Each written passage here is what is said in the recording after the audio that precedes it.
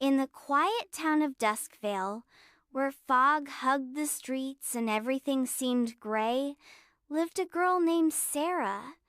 She was quiet, a little different from the other children. She didn't laugh or race with the rest. Instead, Sarah sat in corners, watching the world with careful eyes.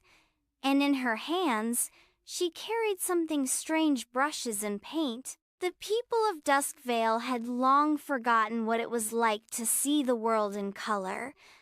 But Sarah could see beyond the fog, and that was why she painted. Not just any painting stores. She painted them on stone walls, fences, and barns. Doors in every color: emerald green with golden handles, deep red with swirling vines, sapphire blue that sparkled like the ocean. Some were intricate, others plain. Each one was a portal. The townspeople thought she was strange. "Silly girl," they whispered. "There's no need for doors on walls." But Sarah knew something they didn't. Those doors led to something beyond the ordinary world. The doors weren't just for decoration. They were gateways. The moment you stepped up to one, it shimmered like water. If you believed, you could open it and step through. And once you did, you'd be in a new world, places of wonder, where anything was possible. Sarah was the only one who could see them. She had discovered them on her own. And now, every time she painted a new door, a little piece of the world opened up to her. One afternoon, while painting a door on the bakery, a girl approached. She was about Sarah's age, with dark hair tied in a messy bun. She watched Sarah for a while before speaking. "Why do you paint doors?" she asked. Sarah hesitated. No one had ever asked her that before, but she could tell this girl might understand. "I paint doors," she said, "because there are places we need to find. Places we've forgotten." The girl tilted her head. "Places we've forgotten?" Sarah nodded. "Places the world has forgotten. The stories and dreams we used to have but lost. I paint the doors to bring them back." The girl's eyes brightened. "Can I follow you?" For a moment, Sarah was unsure. She had never taken anyone through one of her doors, but something about this girl made her feel like maybe this time it was okay. She nodded. Sarah reached for the door. It shimmered under her touch and, with a soft creak, it opened. Beyond it was a glowing field. The grass shimmered. The sky was a swirling mix of purple and gold, and starry creatures floated in the air. The air smelled like rain, and the wind played a gentle tune through the trees. The girl gasped. "Where are we?" "This is one of the places we've forgotten," Sarah said. "A place that's always been here, but we stopped seeing it."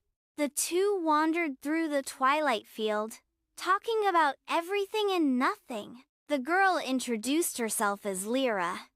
She told Sarah that she used to believe in magic, but the world had become dull, and she had stopped dreaming. But here, in this strange world, she felt alive again.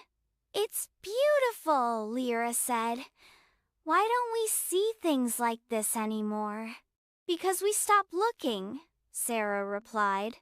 "We forget that there's more to the world than what we see every day." For hours, they explored the field, walking through glowing grass, watching the starry creatures float by. Sarah showed Lyra how to listen to the wind, how to hear the stories in the trees. She taught her to believe again, to wonder. When they returned to Duskvale, the door had vanished. But on the town hall wall, a new mural had appeared.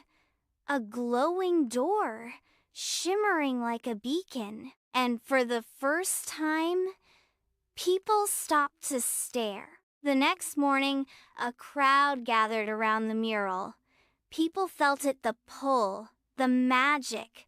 One by one, they stepped through the door, experiencing their own magical worlds. Lyra looked at Sarah. "You did it," she said, her eyes wide. Sarah smiled. "We did it." As the sun set over Duskvale, Sarah and Lyra sat together on the bakery steps, watching families step through the door.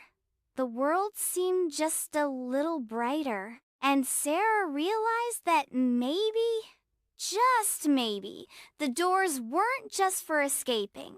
Sometimes they were about bringing people back to themselves, reminding them of the magic that had always been there.